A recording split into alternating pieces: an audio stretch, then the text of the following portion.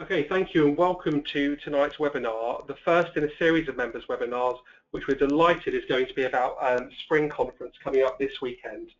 Before we begin, I'm just going to introduce our panel who are here this evening. Hello, I'm Sal Brinton. I'm the President of the Federal Party, the Liberal Democrats, and we're each going to give you one fun thing from conference. Mine is that about 10-15 years ago, the Japanese were very interested in Glee Club. More of Glee Club later. And I've been talking to the cultural attaché for the previous 2 years. And then the third year, I went along to Glee Club to discover that Japanese TV was recording it. They weren't interested in the political stuff. They wanted to see the Lib Dems having fun. Andrew. Thanks, Al. I'm Andrew Wiseman. I chair what's called the Federal Conference Committee, which is the organising committee of conference.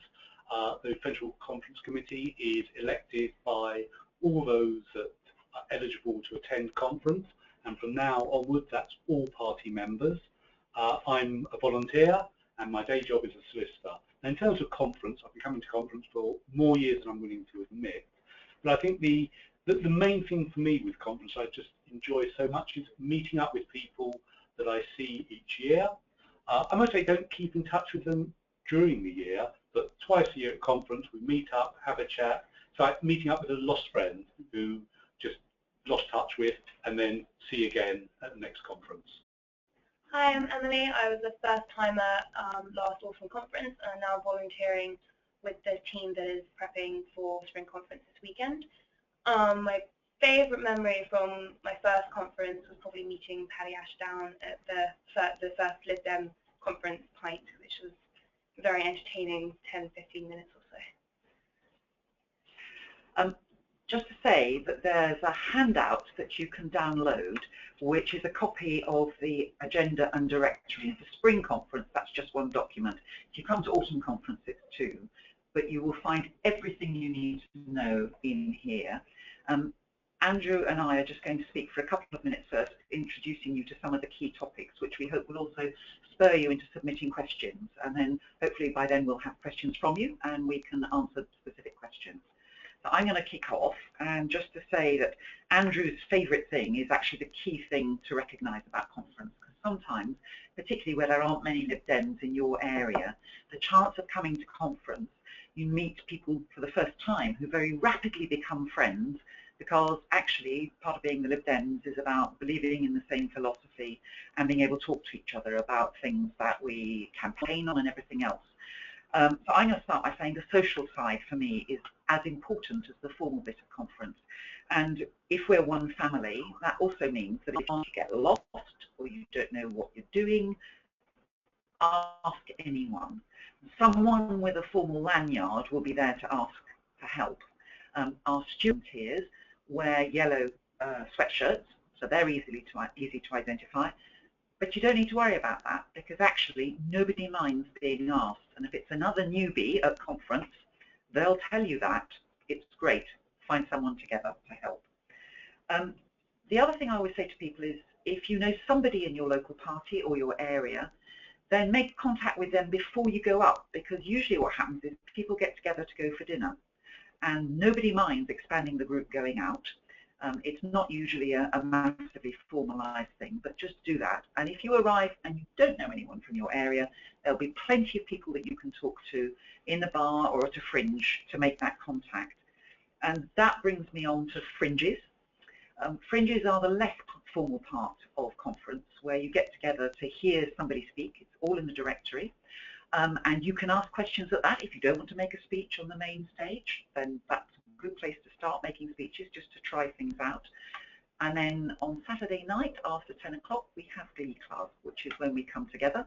It's a tradition that's been going for at least 100 years, which is why it's called Glee Club. It's got nothing to do with the TV series at all.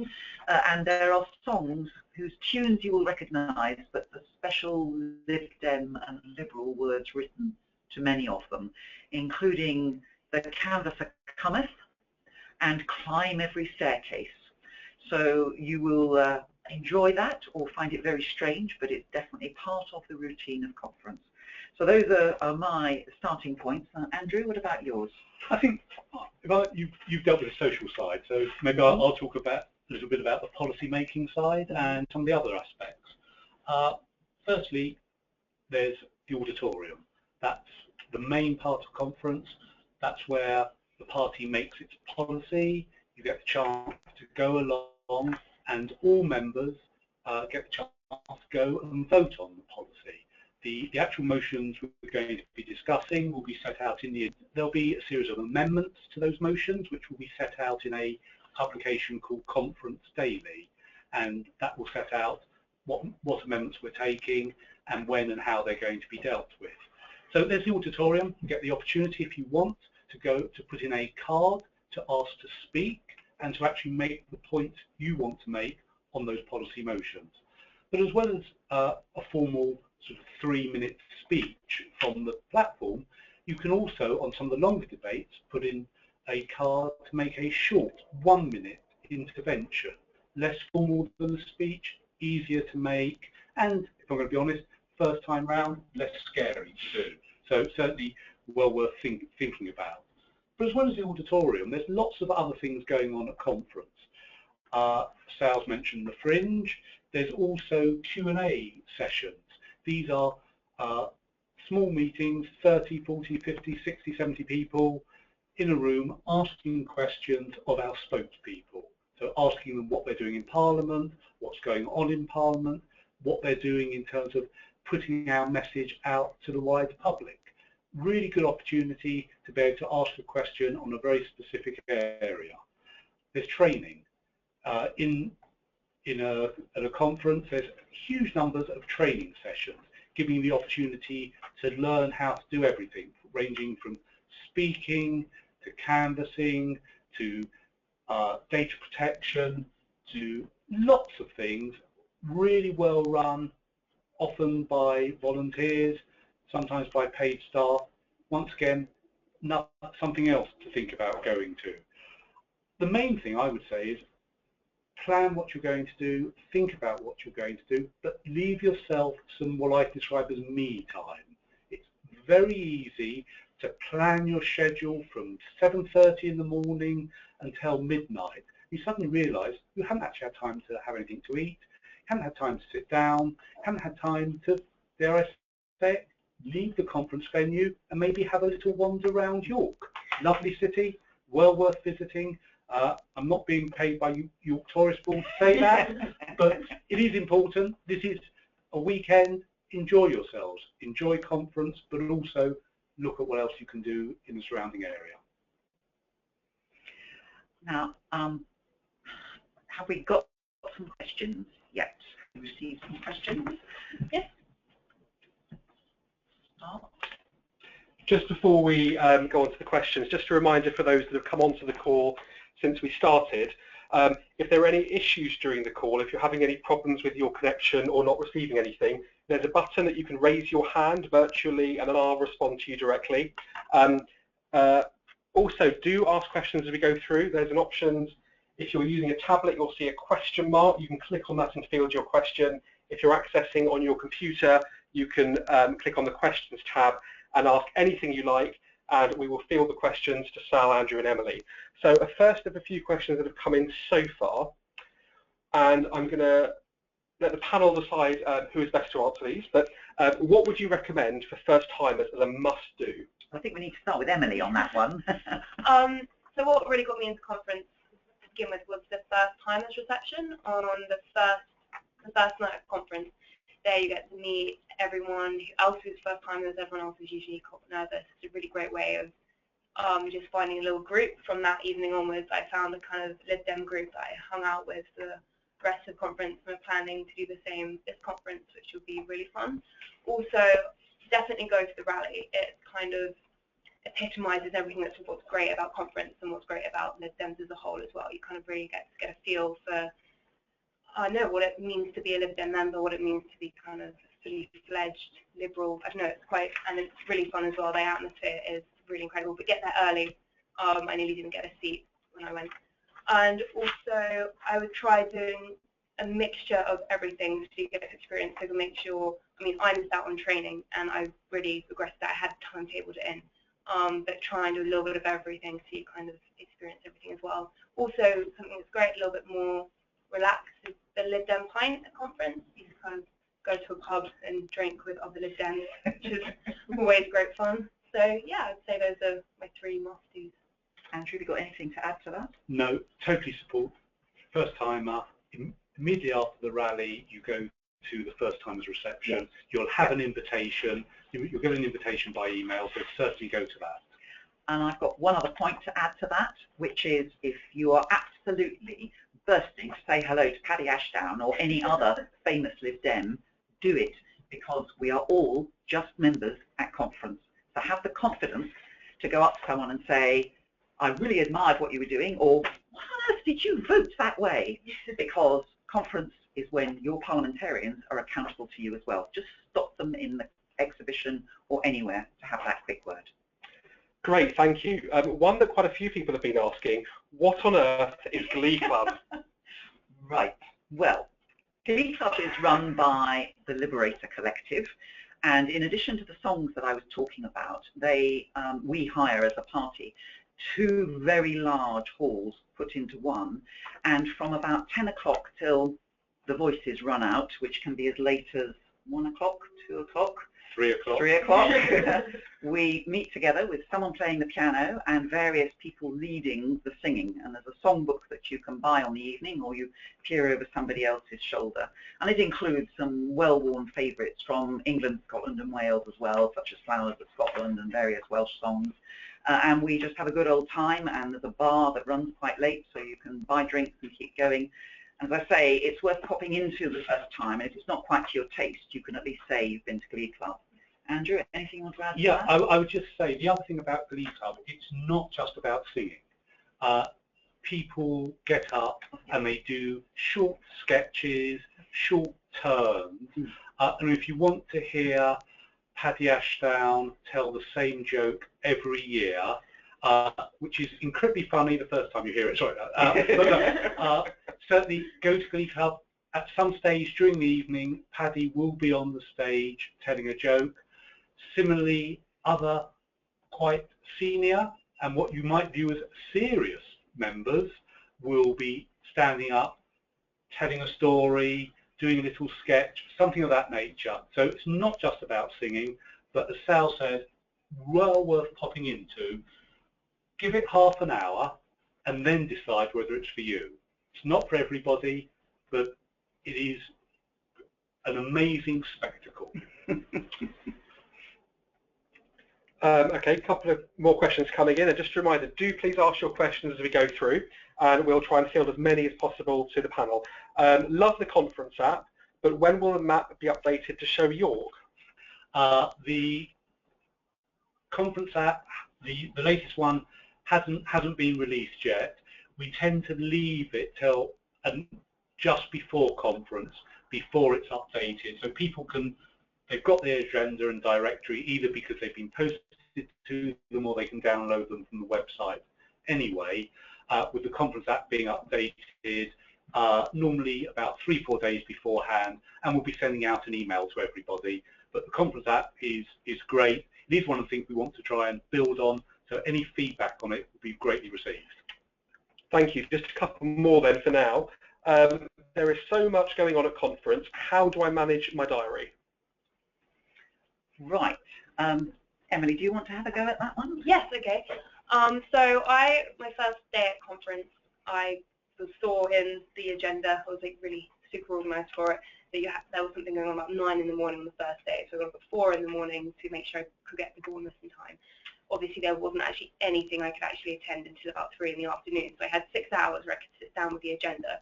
And what I did was I picked out everything in an ideal world that I would love to attend using the conference app, which is really useful. So you can just select it, add it to your timetable. You then go through, I looked at what clashes, I prioritised. I personally wanted to attend things on EU and human rights as my priorities. Other people have different ones. And then other than that, I tried to fill my spaces. And I overfilled, which meant, again, my first day, I got back to the hotel at 2 AM and I hadn't eaten anything. So the next day I had to kind of reorganise. But you kind of pick it up after the first 6 hours. But you have to learn to prioritise as well, so don't try to plan it too much. Andrew, did you want to add anything to that? I tend to divide things very similar to Emily, go through the agenda, go through the directory, work out what I want to see, what I want to go to, when I want to do it. I then sort of almost grade them 1, 2, and 3, and I suddenly realise actually I'm never going to get to the 3s, so they're just deleted.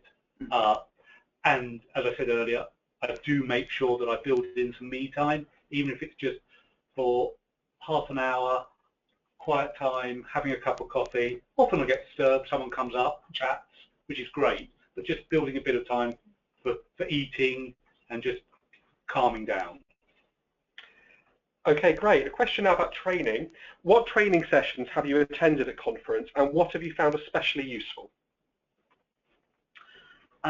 Shall I start on that one? I've attended a lot of training over the years, and I've also trained a number of sessions. And so for a new member, I think it's very much about what you're interested in. If you want to become an activist, there's some very good training on some skills, whether it's canvassing or campaigning in your area.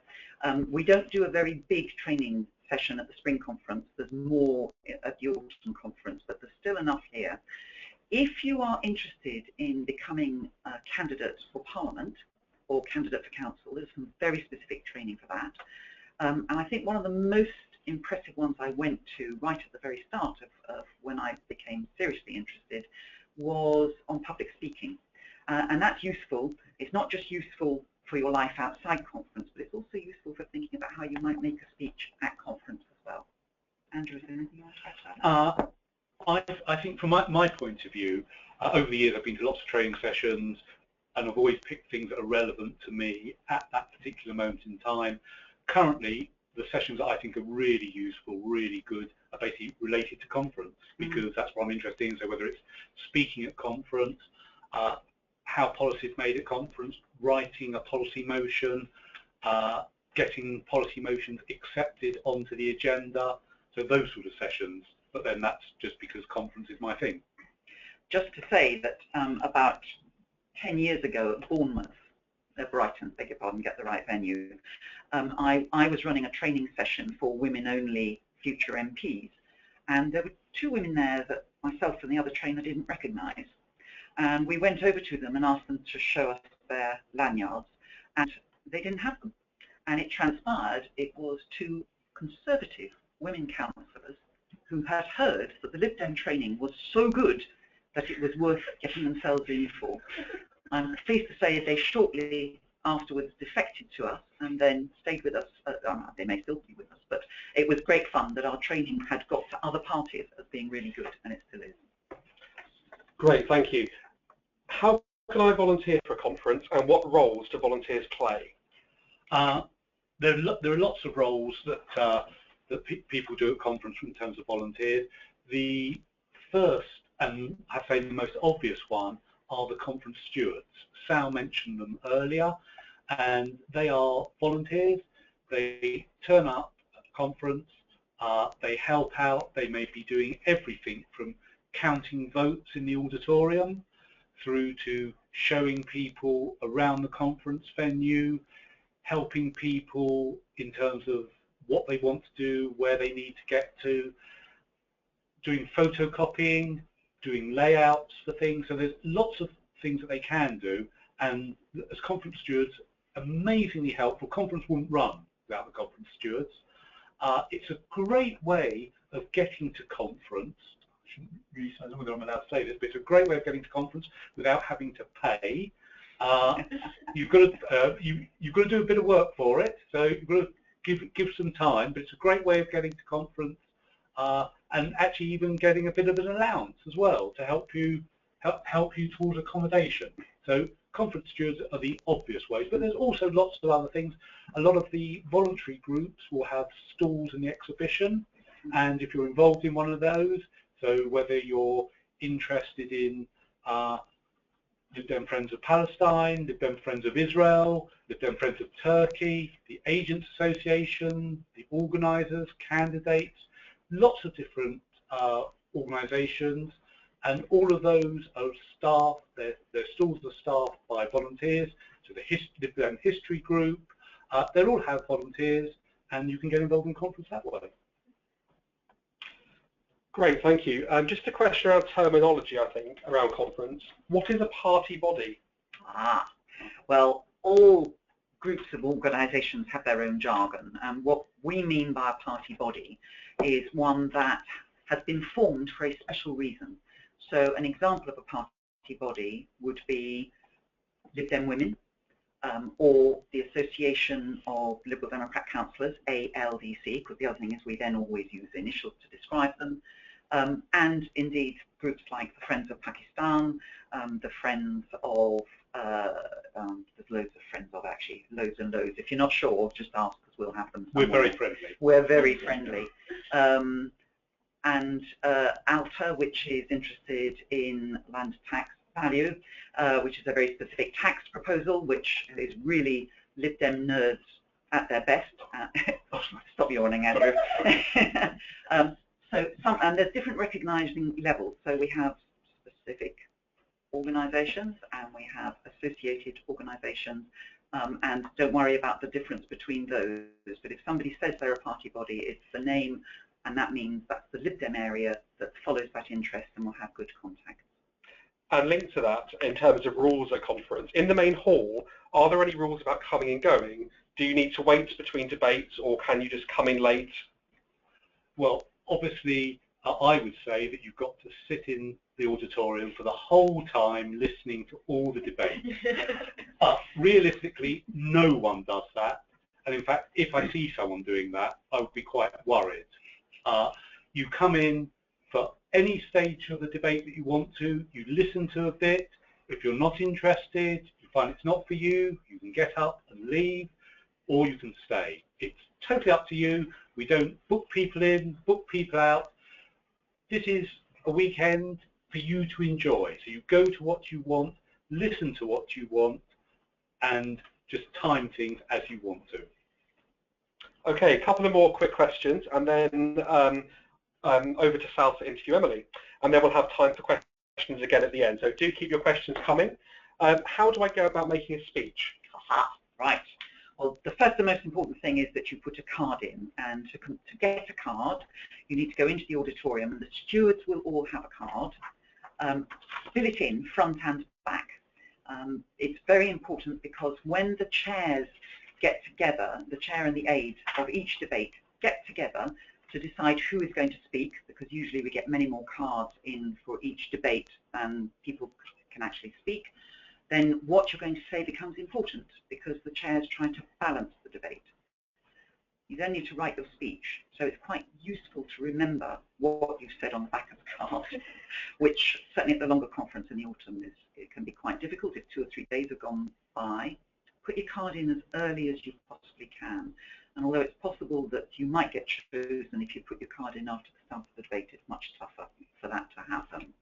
And in terms of writing your speech, I would say there's 3 things to do. Write your opening paragraph, and on a separate piece of paper, write your closing paragraph, and then bullet point the bits in the middle, or write out your whole speech.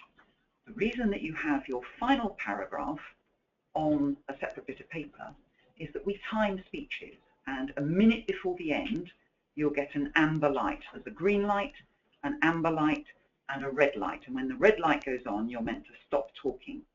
So when the amber light goes on, you find that bit of paper with your final paragraph on that sums up what you want to say and whether you support or oppose the point you're making, whether it's an amendment or the main motion, and you can just move to it absolutely seamlessly. And the other thing I would say is these days with computers, if you're writing your speech on your computer, I time my speaking rate at about 140 words a minute. So you can roughly work out with 140 words a minute, if it's a 4-minute speech, exactly how many minutes and words you need. Andrew, any other tips? Start off, if you've never made a speech at conference, don't be afraid. There's a box you tick that says first time speaker.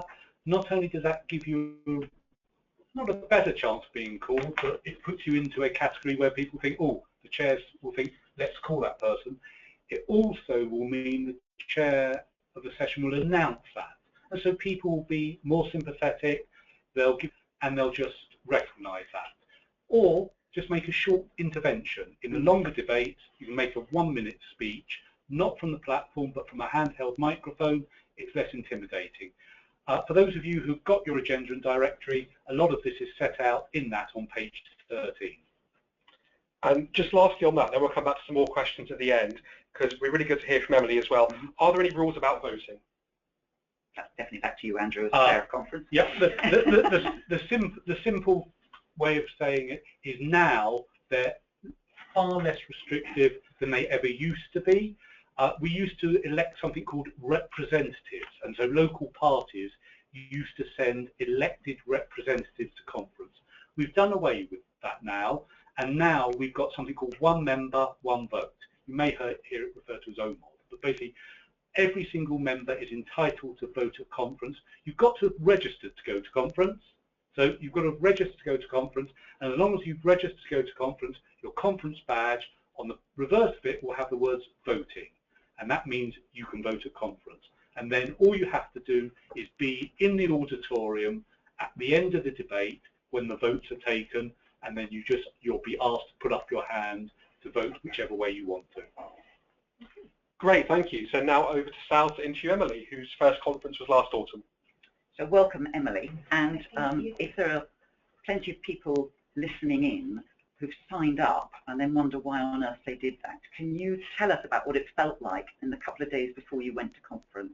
Yes, I was so nervous. The only reason I actually went was my mum forced me to go. I wanted to go. I sort of brought it up, and I sort of mentioned that I couldn't really afford to go. And she was like, "Oh no, I'll pay for it." And I was like, "Great, so I'll just go for one day." And she paid for all like 5 days, and that was like, I only decided I was going to go about 3 or 4 days before conference. I was also a new member. I joined after the general election. And I was so nervous because I hadn't, over the summer, I'd just finished doing my A-levels. I'd been really busy. I hadn't even had time to get involved in my local party. So I literally knew not a single person before I went, and I got up really early. I was really nervous on the train. But then within 2 hours, I kind of just got into it. I was just sitting down outside this cafe, and this guy, Ben, noticed I had my placard, my lanyard thing on, and he just came over and started talking to me, and I was like, this is so weird, and then it worked out so well, and then he introduced me to other people, and that's how I kind of just got into it. So no matter how nervous you are, you just have to throw yourself into everything, because then you just become so comfortable, and you won't even remember why you were nervous like in the first place. So. How did you find the auditorium, the more formal bit where there are debates about policy? That bit, at first, because before I even went to conference, I didn't really understand what happened like at conference. I didn't really understand until like I'd researched it more, but it was where you debated policy and that kind of thing. I was kind of just going to see how it was. At first I found it a little bit intimidating. I thought there were all these people who knew all these things and I didn't really know much. And then I started seeing people who I just met who just told me that they were newbies standing up and talking. I was like, okay, it's great. It's just where everyone can kind of go, and it is really open debate. I found that for me was kind of epitomised what the Lib Dems are about. It's kind of like about open debate. Everyone can throw in their kind of thoughts and everything. So about halfway through, I just started really enjoying it, and I did put in the card, but I put it in too late, so do put it in on time. So you can talk, and I will hopefully talk at the next conference, spring conference, if I get a chance. So at first, yeah, I'd say it's a bit daunting, but then once you get into the swing of things and you start to understand it a bit more and you have more experience of it, it just becomes a really great place to hear other points of view. Did you go to a fringe? I did go to many fringes. I went to several on the EU. I've also doing some work with the campaign to keep Britain in the European Union, so I've got specialist kind of interest there. They were really interesting. You're able to sort of experience also more in a kind of close-knit. I enjoyed fringes a lot because it was fewer people, and it was kind of more chance to kind of meet and talk to new people, and you get to hear kind of specialist Lib Dem ideas. I also went to kind of Q&A with Nick Clegg, but one of the things that was very interesting as well. It's just great to kind of see everything, and I did I never actually got to talk at a conference when I think about it, but I had lots of questions and stuff to ask, and other people ask similar questions to mine. She gets to kind of talk to people, and important people as well. I mean, I say important, I mean, and hear their point of view as well. So it's great. And how did you find your accommodation? My accommodation, I actually stayed quite close to the conference, and it was nice. There weren't very many other Lib Dem people staying there, surprisingly. But I'd say if you can, stay close to the conference, because then you can just come and go if you please. As I said, on the first day, I actually forgot to eat. On the second day, I made sure I took time to kind of go back. It's nice to have the freedom to kind of go back to your hotel room and just close it off. This year, I am actually going with Lib Dem HQ, which is nice. So I'll be probably staying quite close to the conference there as well. And you'll be one of those people with a lanyard, yes, that you can be asked questions. Definitely, definitely. Full circle. Okay. Thank you very much. Some more questions if we've got time. Absolutely. So as for the question for Emily, have you met many new people at your first conference, and have you kept in touch and become friends with any of them? Definitely. I met lots and lots of new people, lots and lots of new people. I couldn't even count how many. And I stayed in touch with a fair amount of them. I've only seen a couple of them since, mainly on sort of activist days out,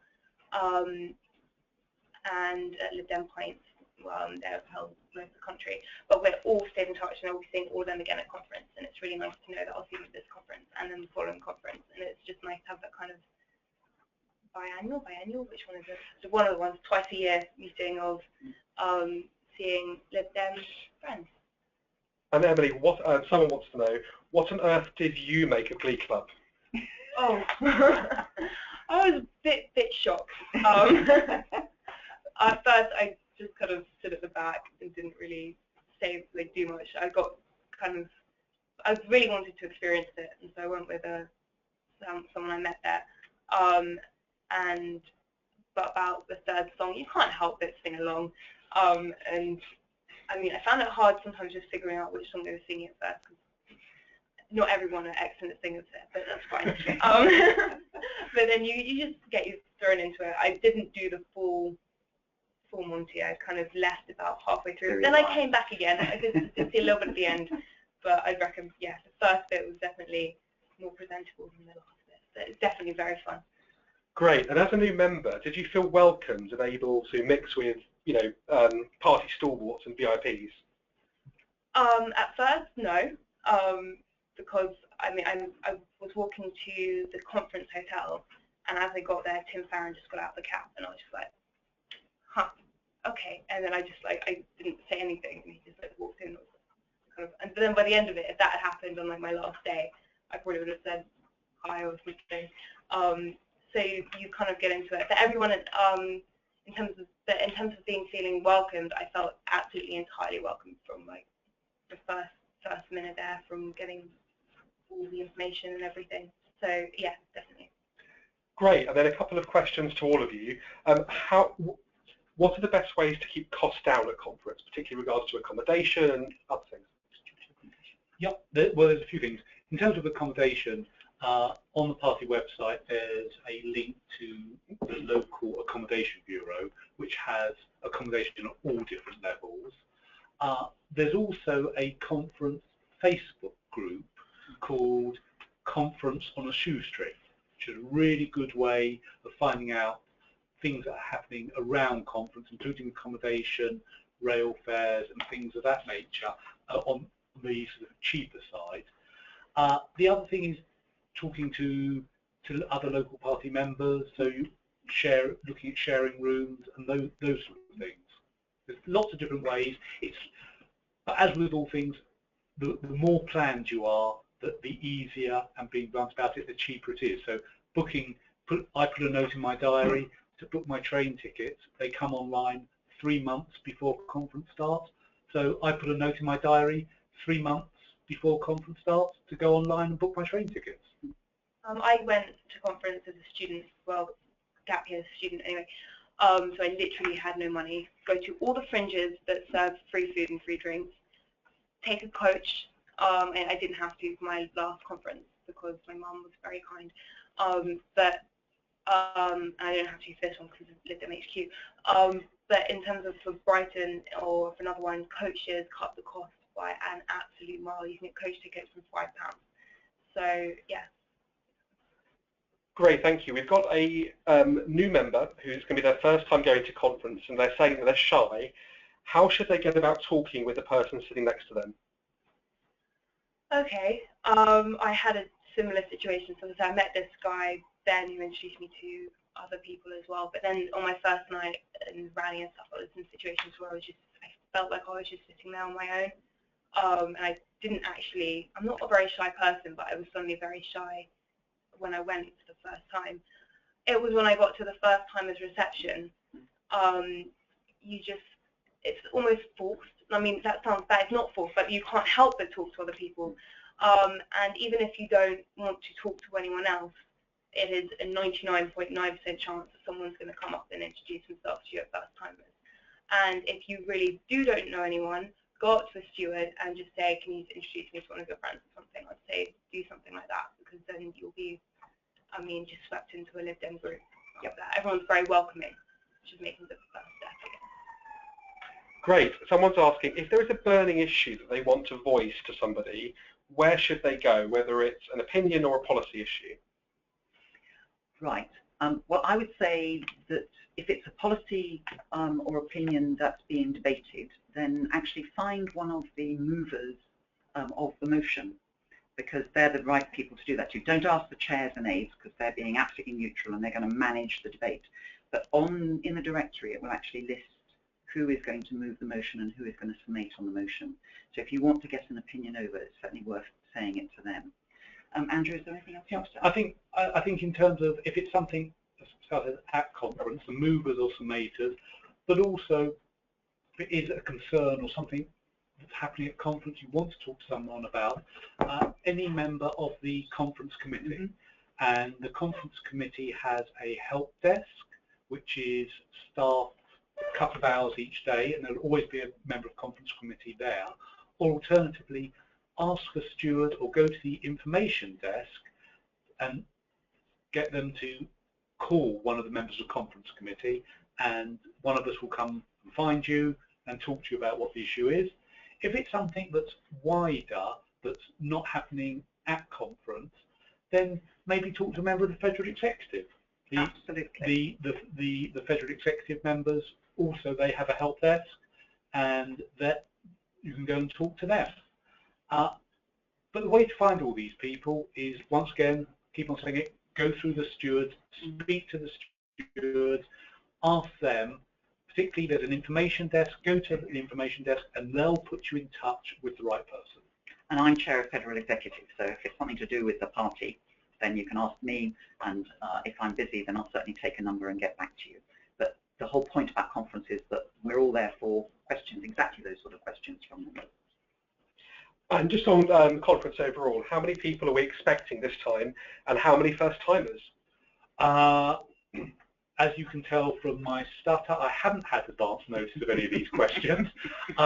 There are more first-timers coming to this conference than we've ever had before, and I can't remember the number. Early 200s. It's early. Thank you, Roxy. Didn't mean to. No, that's great. Okay. Just proves that I don't know anything. But if you need to know something, you need to ask the first time. So they're over 200, which is great. And in terms of total number of attendees, it's somewhere just under 2,000. So quite high numbers. We always get more people at an autumn conference and the spring conference.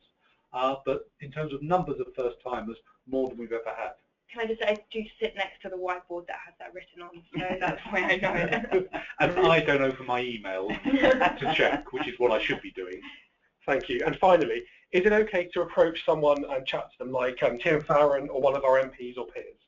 Absolutely, and I'm delighted we've got an "Is it okay" hashtag, just like the last leg. That's brilliant. Tim will be racing from event to event, so you might only be able to say hi as he rushes past, but if you're at an event that he's at, then please go up and talk to him. We do not stand on ceremony. In fact, there is one absolute rule in the Lib Dems. The moment someone becomes leader or president or chair of conference committee, you are fair game for anyone to ask any difficult questions at any time.